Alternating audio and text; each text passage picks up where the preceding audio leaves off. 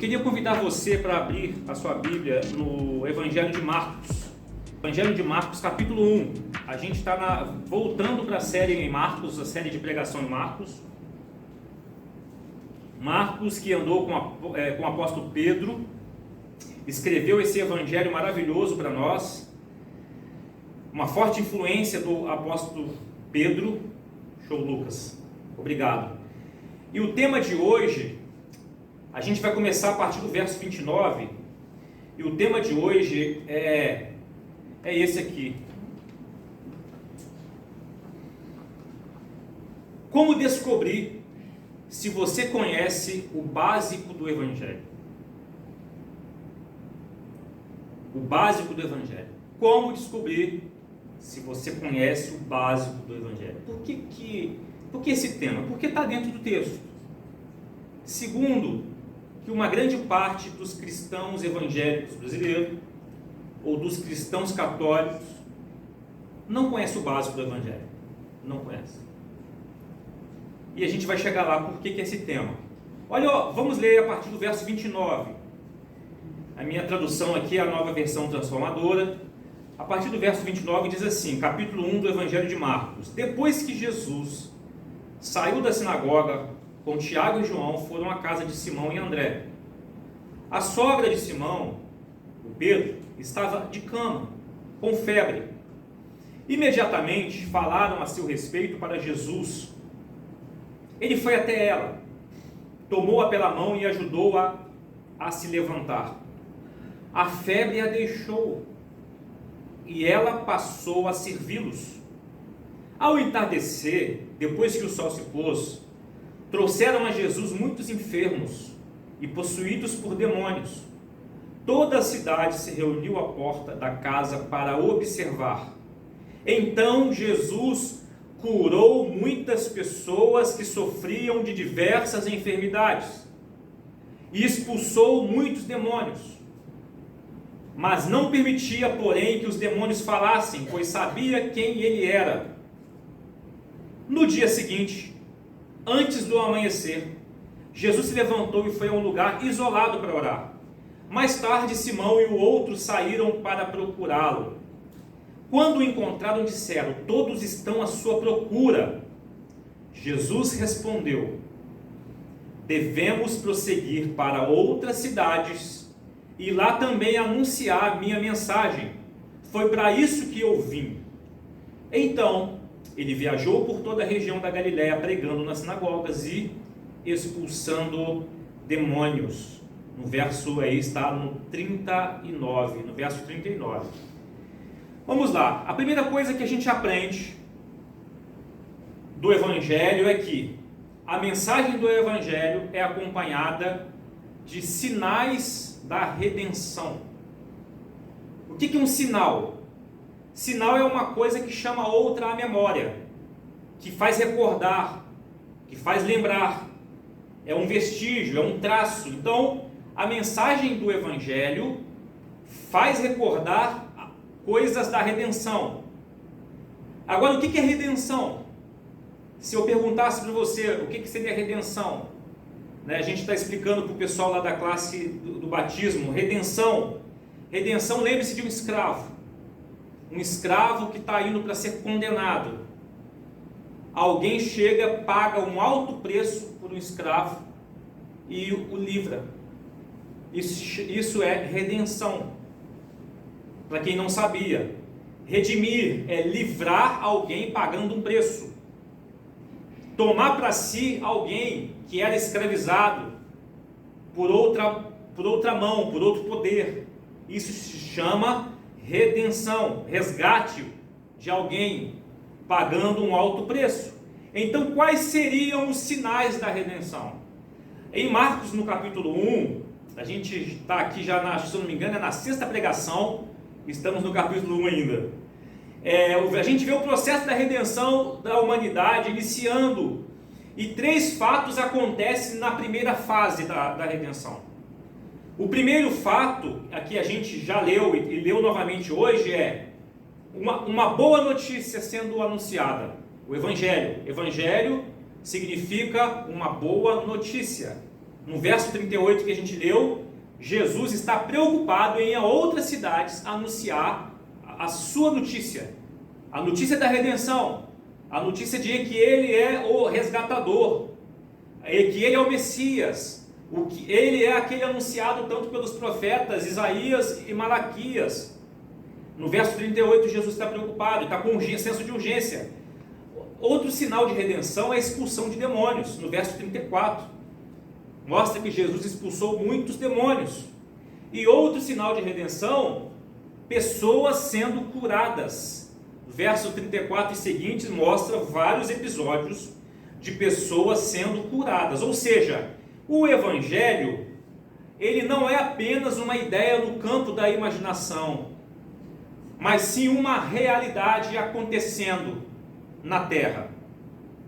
Você vê esses sinais que estão aí? Você já ouviu a boa notícia do Evangelho? Qual boa notícia que chegou para mim e para você? Você já teve experiências com esses sinais que estão aí? Você já teve alguma experiência? Já viu?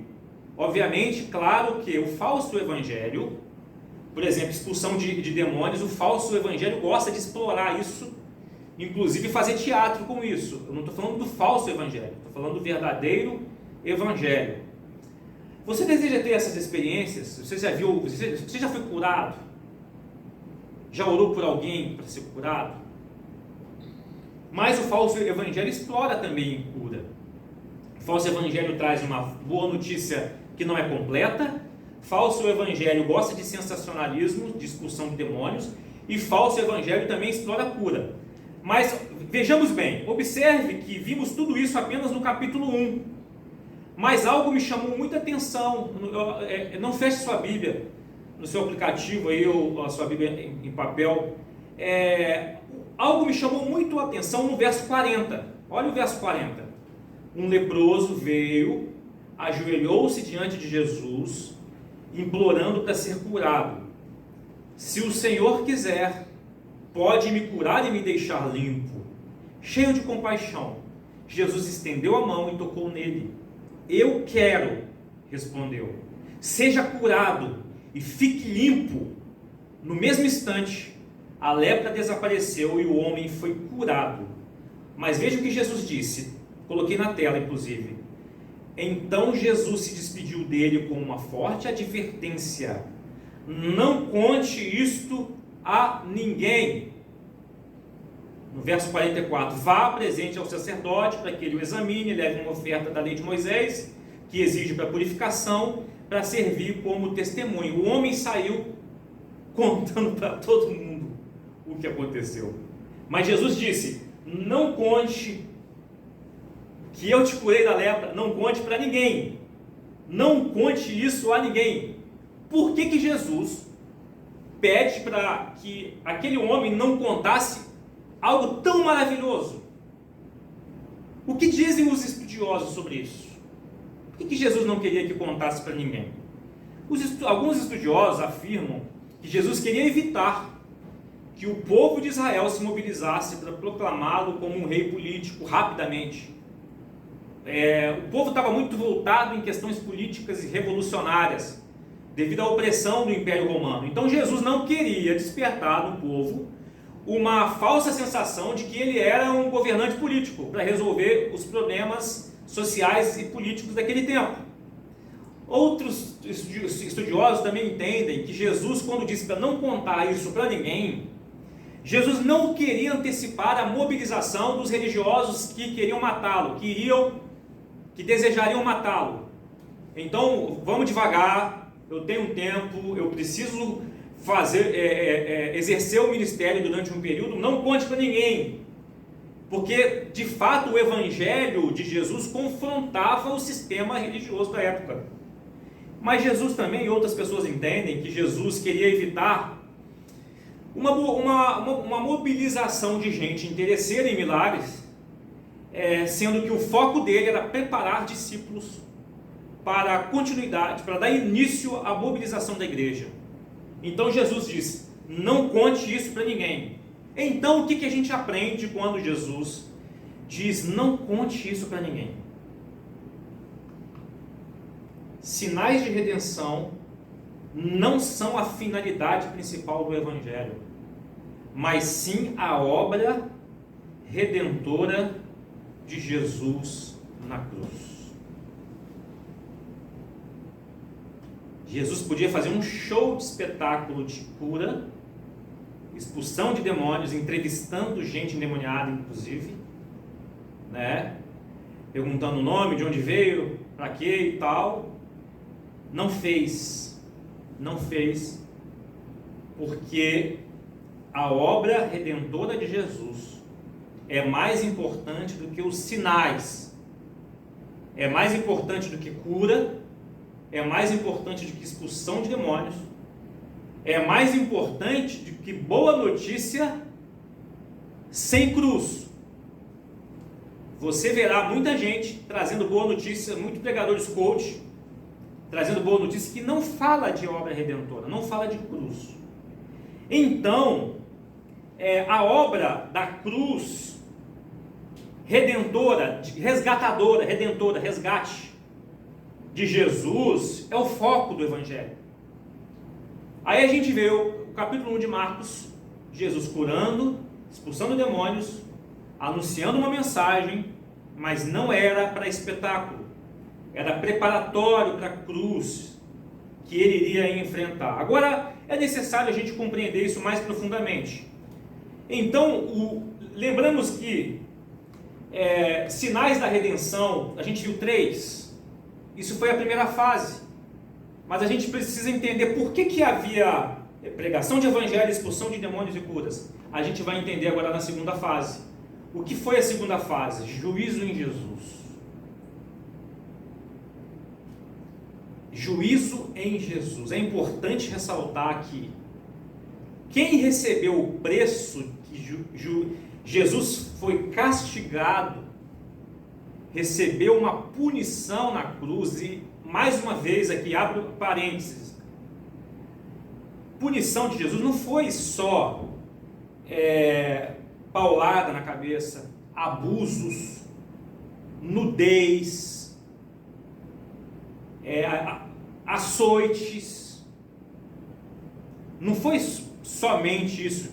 Claro que isso é muito para quem não pecou, claro que isso é muito para quem é Deus, mas o juízo em Jesus é o abandono que ele sofreu do Pai na cruz, quando ele clama na cruz, Eloi, Eloi, lama sabachthani, o que significa, Deus meu, por que me desamparaste?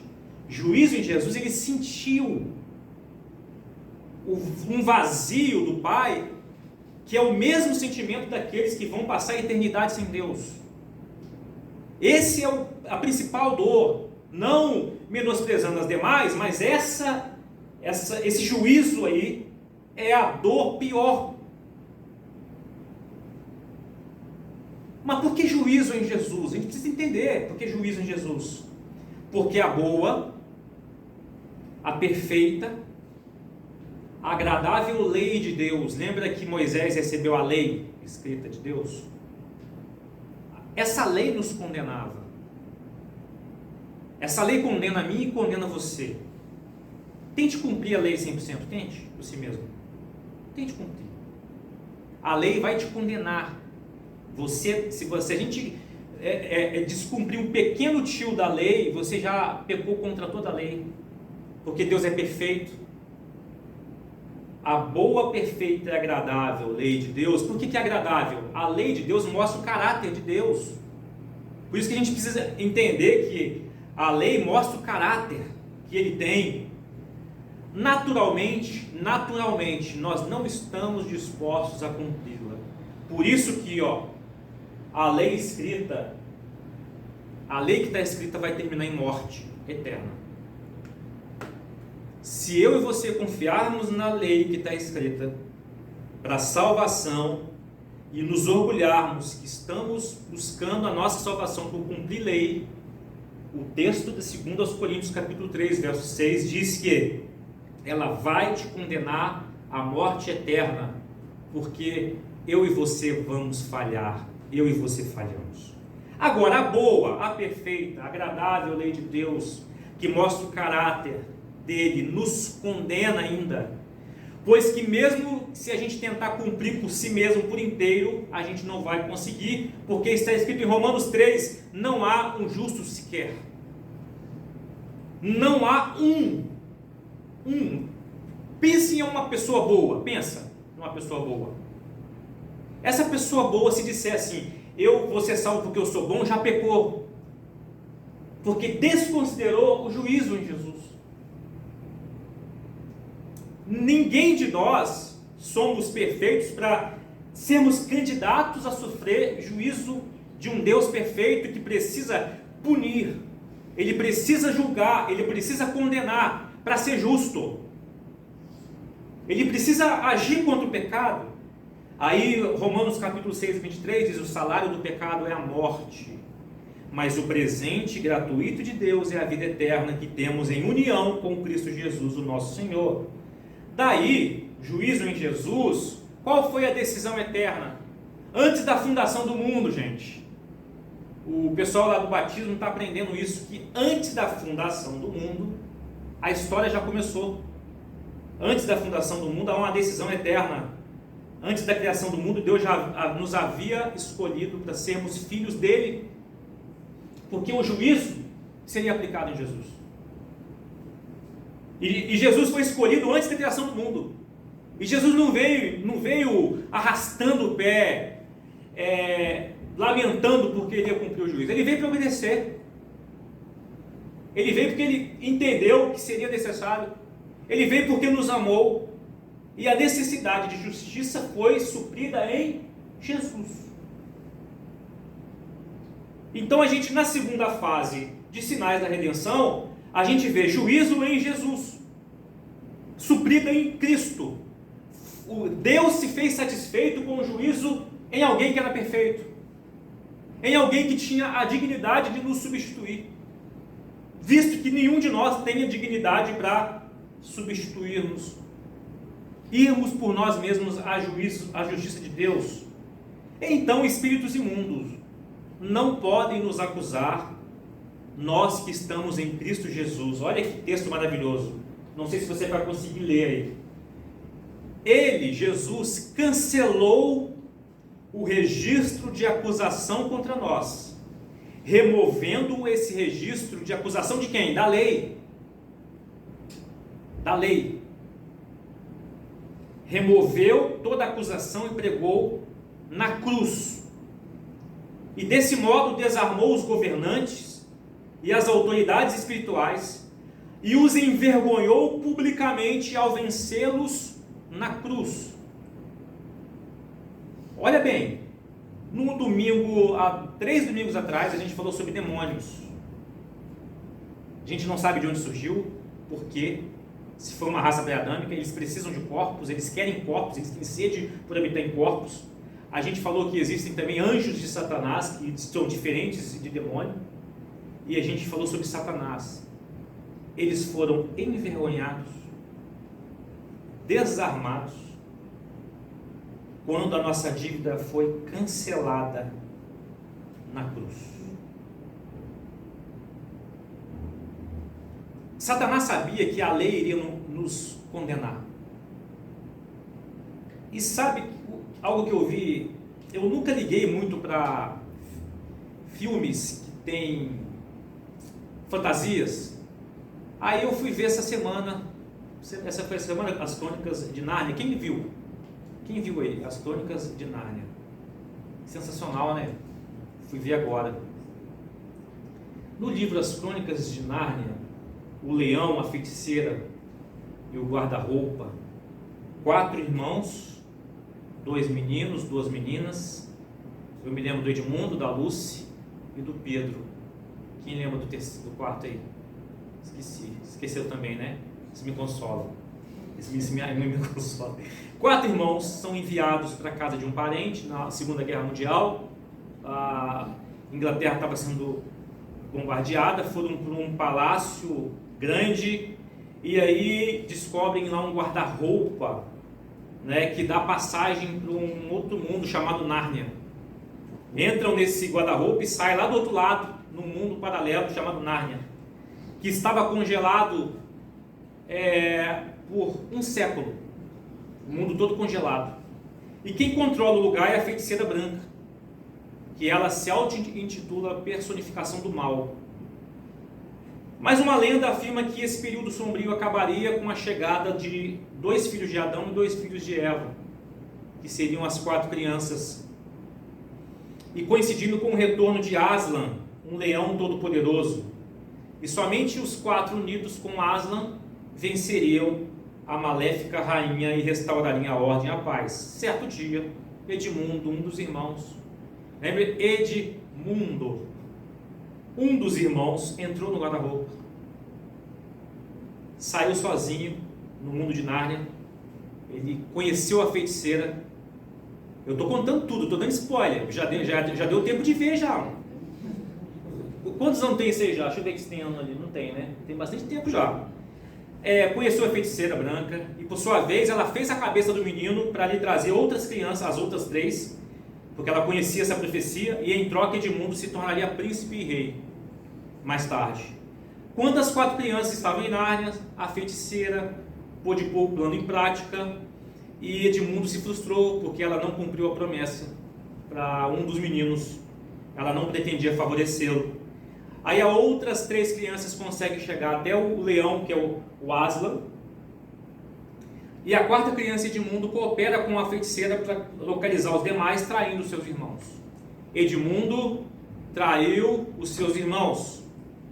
Numa luta, Edmundo é resgatado pelo exército de Aslan, e a feiticeira chama Aslan para uma reunião, porque havia uma lei em Aslan, em Nárnia, que todo traidor, que é o Edmundo, deveria ser entregue para ser morto. Ela clamou pelo sangue de Edmundo, uma das crianças. Aí tem essa célebre conversa aqui, ó. A rainha diz assim: vejo que se esqueceu das leis sobre as quais Nárnia foi construída. Nárnia está debaixo de lei. Aí o Aslan, o leão, responde: não cite a magia profunda para mim, feiticeira. Eu estava lá quando a lei foi escrita. Sensacional. Quando foi escrito, eu já conhecia que aquele que pecasse deveria morrer eternamente. Está na lei. Quando foi escrita, eu estava. Não era para Aslan, o rei, o leão, a morte de Edmundo já era sabida. A necessidade de ele morrer para cumprir lei já era sabida. Aí o que Aslan faz? Aslan paga o terrível custo da traição de Edmundo, sacrificando a sua própria vida no altar em lugar do traidor. Existia uma lei que mandava matar. Aslan sabia. Ele estava quando foi escrito. E aí ele conversa com Edmundo. E Aslan decide ser sacrificado para substituir Edmundo. Edmundo. Interessante um trocadilho aí, né? Edmundo, que amava os benefícios da feiticeira do mundo. A magia mais que profunda, né, é chamado no desenho de magia, mas a gente entende, graça, amor e fé, legitimou o sacrifício de Aslan e reverte a morte,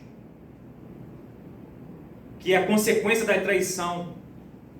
Aí acontece o seguinte: a mesa onde foi o altar da morte é quebrada. Assim como o amor de Deus envia seu Filho, Jesus, para morrer, dar a vida eterna àqueles que o aceitarem. E quando Jesus morreu, o véu foi rasgado de alto a baixo, e tudo que estava nos condenando, porque nós somos os Edmundos, Nós pecamos. Cristo quebrou o poder da lei que nos condenava, legítimo, poder legítimo da lei. A lei é legítima. A lei diz: você não é perfeito. A lei, quando ela nos condena, ela está dizendo: você ofendeu o Rei do Universo, você ofendeu aquele que é totalmente santo. Aí Aslan está aí, ressuscita e lidera a luta até a derrota final da feiticeira e a libertação de todos os seres que ela congelou em Nárnia.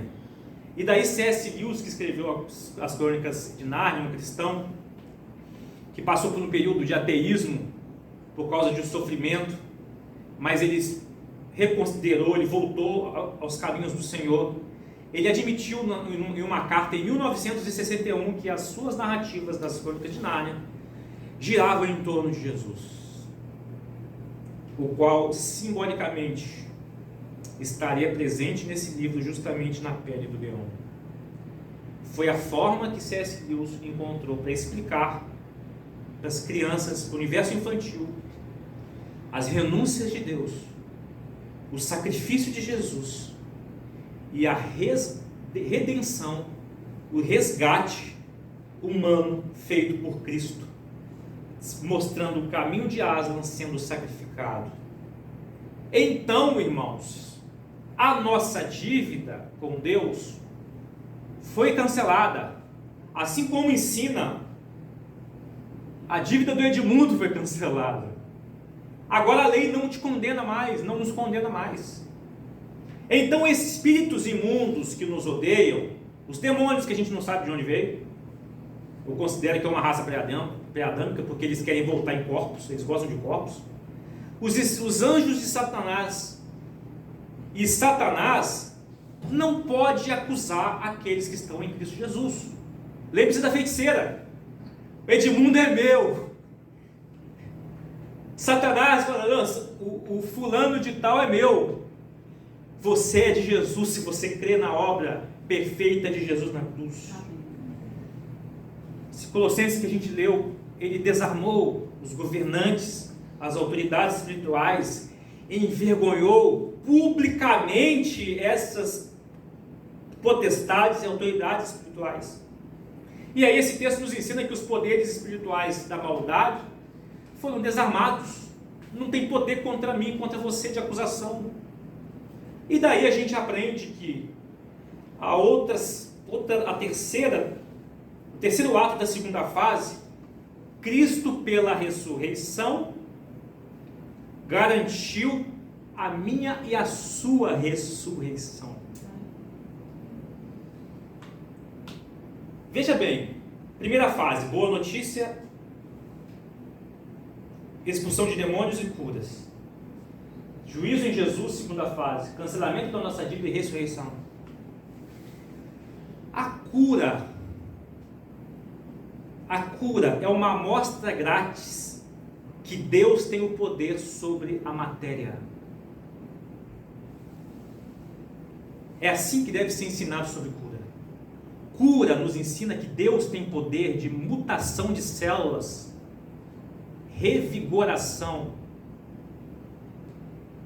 E assim como Cristo foi ressuscitado e curado dos seus ferimentos, você e eu seremos ressuscitados. O texto diz, no verso 34, Jesus curou muitas pessoas que sofriam de diversas enfermidades. E Jesus depois ressuscitou. Poder sobre o orgânico, o físico, a matéria, cura, indica, aponta para a ressurreição. E o que a gente aprende com tudo isso? Como descobrir se você conhece o básico do Evangelho? Como descobrir? Não existe Evangelho que é boa notícia sem falar do juízo de Deus. Amor, bondade e misericórdia não podem estar separadas do juízo, do castigo, da punição necessária para aqueles que ofendem a santidade do Criador. Se eu falo só de amor, bondade e misericórdia e escondo o juízo que Jesus sofreu, que era para ser para mim, na perdição eterna, eu desqualifico o que Jesus fez, o castigo que ele sofreu. Se eu falo só que Deus é amor, e não falo que crê em Jesus, ele sofreu o juízo em seu lugar, se você não crê na obra redentora de Jesus, você vai estar condenado eternamente. Se eu não falo isso, eu estou desqualificando o que Jesus fez. E aí, para escaparmos do juízo de Deus, a gente, claro, obviamente, nós devemos estar unidos em Cristo. O que é unidos em Cristo? Eu busco intencionalmente e por amor imitar a obediência de Jesus ao Pai, reconhecendo que ele sofreu em nosso lugar, em meu lugar. Ou seja, é a reconciliação da natureza adâmica. A natureza adâmica quer saber mais que Deus e desobedecer a Deus voluntariamente. Aí é assim que começa a queda. Quando Satanás fala, sereis como Deus, sabendo discernir, sabendo definir o que é bem e o que é o mal. É aí que caiu todo mundo. A natureza adâmica não quer reconciliação com Deus. Cristo faz a reconciliação da nossa natureza adâmica para a gente confiar na palavra de Deus, assim como, ao contrário do que fizeram lá atrás, lá no Éden, confiar na vontade de Deus e confiar no que Ele define, o que é bem e o que é mal. Quem define é Deus, não sou eu, não é você, não é a minha ideologia. Quem define o que é bem e o que é o mal é Deus. Então, eu entendo isso, que a boa notícia, que era para eu ser perdido eternamente, Cristo sofreu o juízo em meu lugar. Eu devo me arrepender, então eu sou grato. Porque, olha só que coisa maravilhosa, antes da criação do mundo, Deus já havia nos escolhido para sermos dele, e por meio da nossa união com Cristo. Vejam bem, tem que haver união com Cristo. Sem união com Cristo não é evangelho.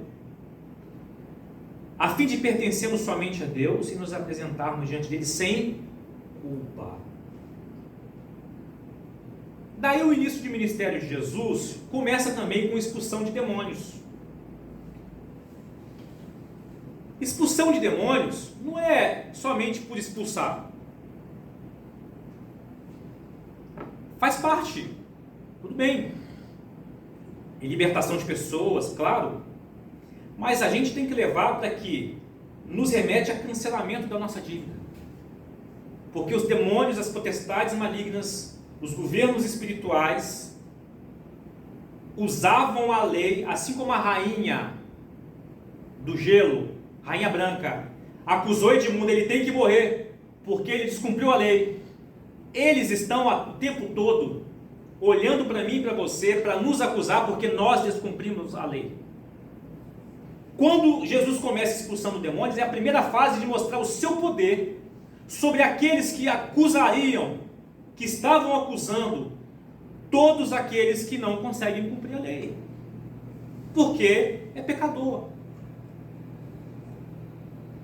Ou seja, expulsão de demônios deve apontar para cancelamento da nossa dívida e envergonhamento deles, desarmamento deles, porque eles não podem mais usar a lei contra nós. Ou seja, se você está em Cristo Jesus, não há acusação para os que estão em Cristo Jesus. O falso evangelho utiliza as manifestações de expulsão demoníacas ou criam situações sensacionalistas para dar visão de poderosos. Eu expulso, eu faço. Eu já vi vários casos, gente, cada loucura. Eu já vi um que gostava de expulsar demônio e fazia zoeira com a cara. passou uma semana, o cara era novo convertido, de repente começou e já fazer uma opção de coisa e tal, já deram para ele pregar e fez uma opção de loucura. Passou uma semana, esse cara foi pego assaltando uma casa.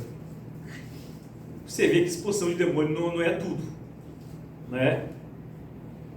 Forma sensacionalista para a visão de poderosos.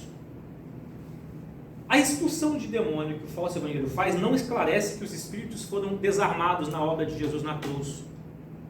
Deveria esclarecer. Isso é o básico do evangelho. Se não esclarece, não sabem o básico do evangelho.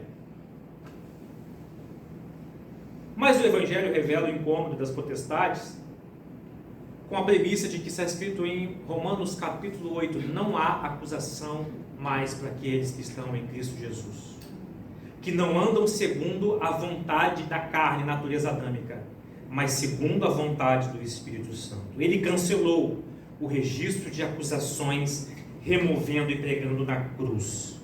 Daí, quando oramos pela cura, a gente deve lembrar da ressurreição. Se for curado, glória a Deus. Se não for curado, será curado na ressurreição.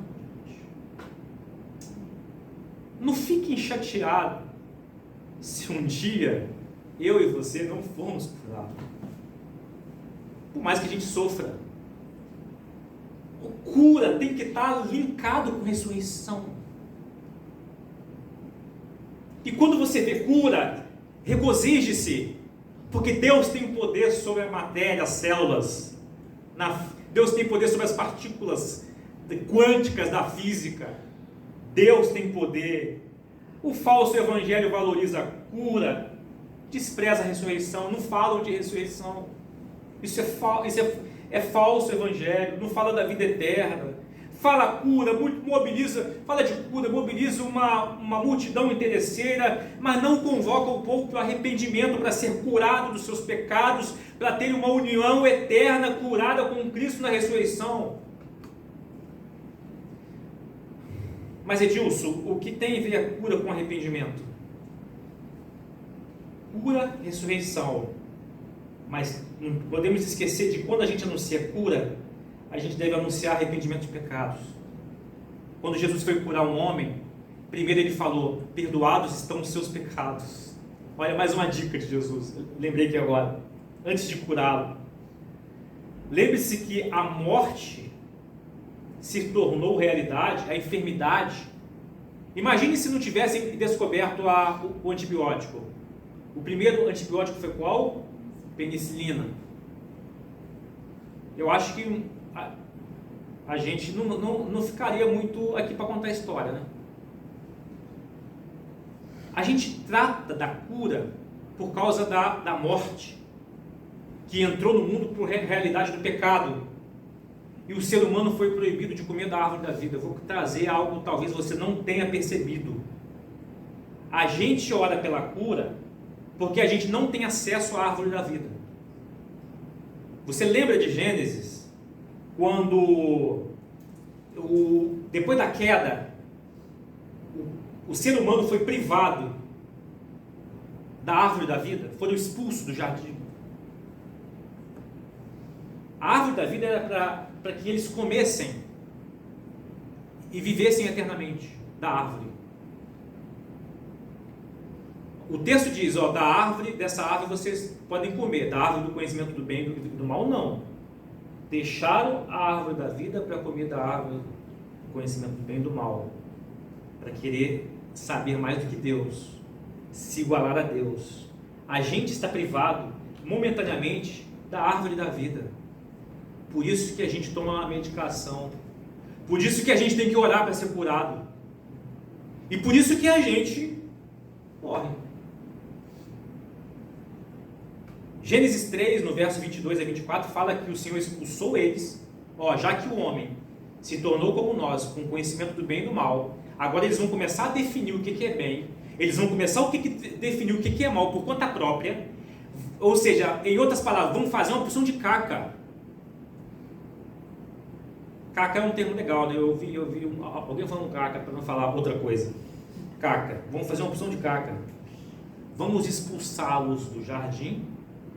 Vamos colocar querubins no leste do Éden, com uma espada flamejante, para que eles não comam e vivam eternamente. Imagine bem, se a árvore da vida estivesse à disposição, eu e você continuaríamos pecando contra Deus, ofendendo a Deus, comendo da árvore da vida, pecador eterno. Olha a graça aí, a privação da árvore da vida. Aí a gente morre. Por que a gente morre? Porque agora a solução é, assim como o juízo foi aplicado em Jesus, e ele ressurgiu, ele ressuscitou, nós ressuscitaremos com ele para uma nova vida.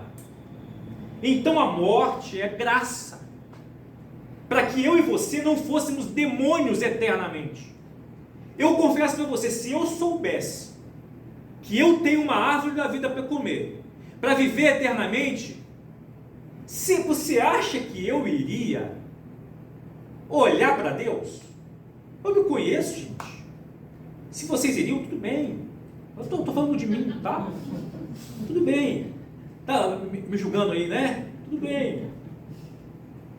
Aí o Senhor sabiamente priva-nos da árvore da vida.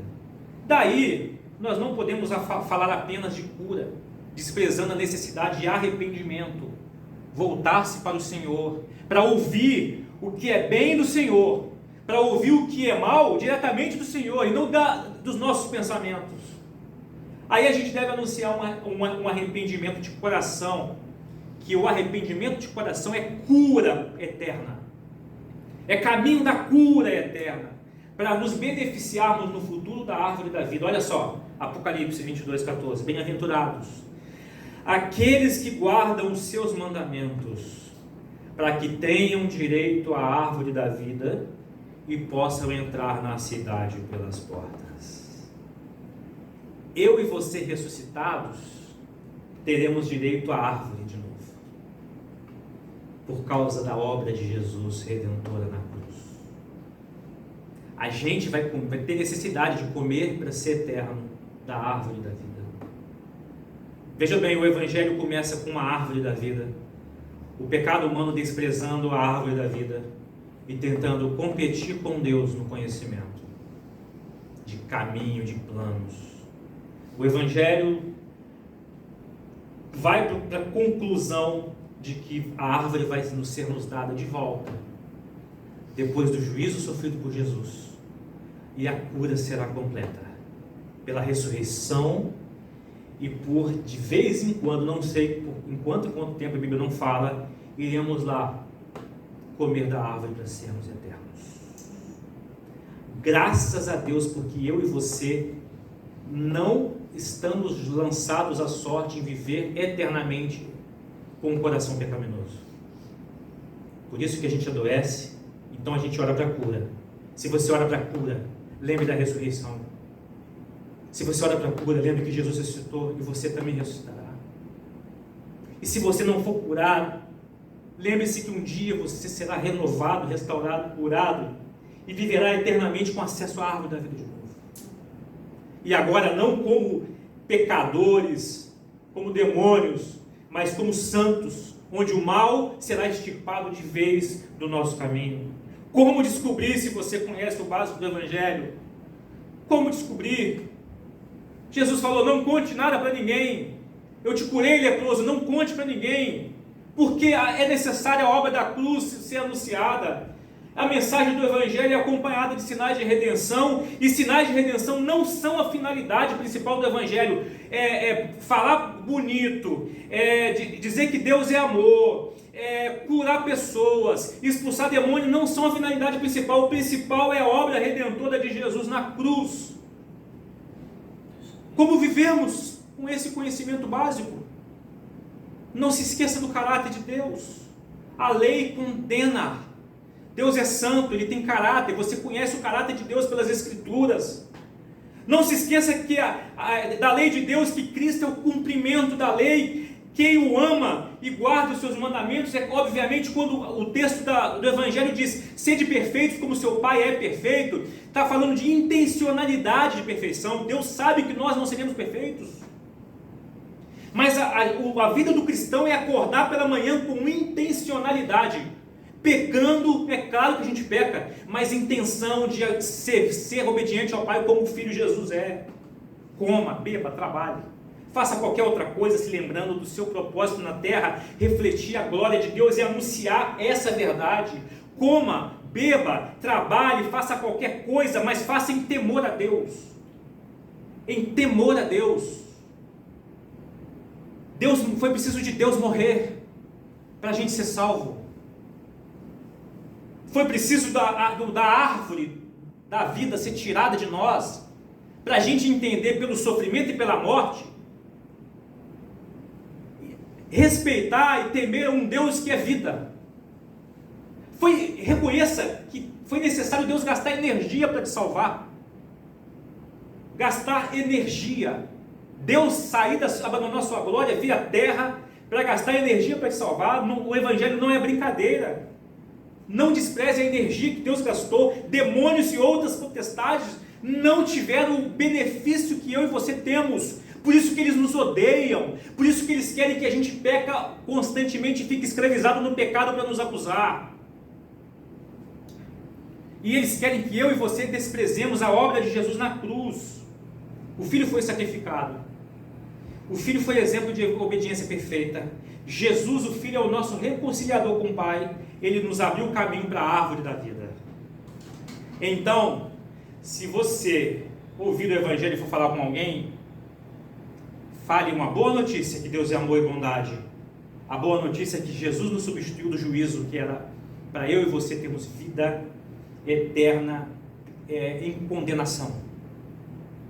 Se você orar por cura ou desejar uma cura, não se glorie só na cura. Pense que a necessidade da cura é porque o ser humano desprezou a árvore da vida. Mas Jesus abriu o caminho de volta para que a gente viva eternamente e tenha acesso à árvore da vida. Você deseja essa reconciliação? Você deseja viver eternamente? Boa notícia, expulsão de demônios e cura, tem que nos lembrar de juízo em Cristo, dívida paga, não há dívida mais, e a ressurreição de Jesus. Tem uma frase assim, lá do Aslan: em seu mundo eu tenho outro nome, devem aprender a me reconhecer nele. Sensacional, cara. É Cristo. É Cristo. Aí é um diálogo de Lucy. Aslan, como você está grande? Depois de um tempo, eles se reencontram. Aslan, como você está grande? É porque você está mais crescida, meu bem. E você não?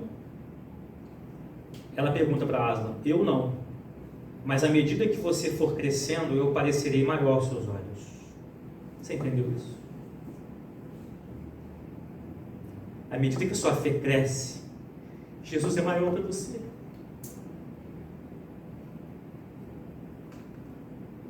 À medida que você busque amar Jesus, renunciar à sua natureza, Jesus é maior para você.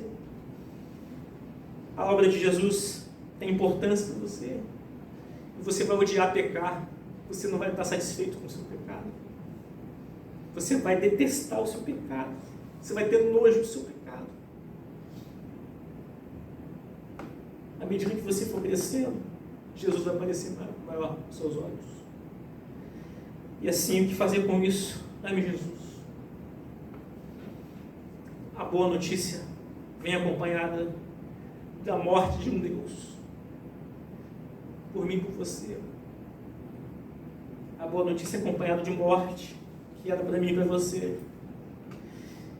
Se precisar de cura, orar para alguém ser curado, lembre da ressurreição. Toda vez que você orar para alguém ser curado, lembra: ressurreição, ressurreição. Deus tem poder sobre a matéria, que pode te curar agora. Ele tem poder. Jesus curou e nos mandou orar para as pessoas serem curadas. Vamos orar para as pessoas serem curadas, mas vai haver uma cura. A ressurreição de Jesus garante a nossa cura. E vai haver a árvore da vida, que foi rejeitada, para todas as nações irem até aquele local num determinado período e comer da árvore, para viverem eternamente redimidos, resgatados, livres da natureza adâmica pecaminosa. Valorize isso trabalhando, comendo, bebendo, brincando, zoando, fazendo qualquer outra coisa. Faça tudo para a glória de Deus. Considere isso. Considere o que o Rei Jesus fez por você, o leão da tribo de Judá fez por você. Curva sua cabeça. Ó Deus, obrigado por Jesus.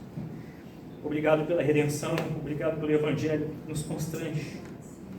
Obrigado pelo Evangelho que quebra todo o nosso orgulho de auto-salvadores. Obrigado, Senhor, pela boa notícia. Obrigado pelo juízo de Jesus. Obrigado, Jesus. Obrigado pelo plano que estava antes da fundação do mundo. Não foi um acidente. Obrigado. Muito obrigado, Senhor. E ajude-nos a reconhecer o seu amor. Ajude-nos pelo Teu Espírito Santo, nos convencer do pecado, nos convencer do juízo em Cristo, e que a necessidade da gente nos reconciliar com Jesus e nos ajude a reconhecer a justiça de Deus aplicada em Jesus. O Deus que é justo, que tem uma lei justa, perfeita, que nos condenou, mas a graça de Deus na justiça também nos absolve, porque Deus recebeu, o sangue de Deus foi derramado. Obrigado pelo Teu voluntariado, Jesus. Obrigado pelo Teu plano, ó Pai. Obrigado, Espírito Santo, pelo Teu poder que foi concedido a nós. Cada um que está aqui, Senhor, ó Deus, convença, aperfeiçoe aqueles que serão salvos. Eu desejo encontrar todos os meus irmãos aqui, Senhor, todos eles. Eu queria um dia, Senhor, ter a oportunidade. Eu quero um dia estar ao pé da árvore, Senhor, olhar cada um que está aqui junto comigo, Senhor, a gente se encontrar lá e viver eternamente. Obrigado. Por favor, Senhor, que nossos olhos estejam no céu, estejam na eternidade, e não nas coisas tão passageiras dessa terra, e não nos prazeres tão passageiros desse mundo, que nos coloque sob a mira da justiça divina. Ó Deus, obrigado, Senhor, porque Satanás e seus demônios, seus anjos, não podem nos acusar mais. Obrigado, obrigado, obrigado pela linda história de amor, onde Efésios capítulo 3 diz que os seres celestiais não compreendiam o que o Senhor faria. O mistério que estava oculto foi revelado em Jesus pela sua igreja. Obrigado, Senhor. Muito obrigado. Amém. Vamos ao almoço.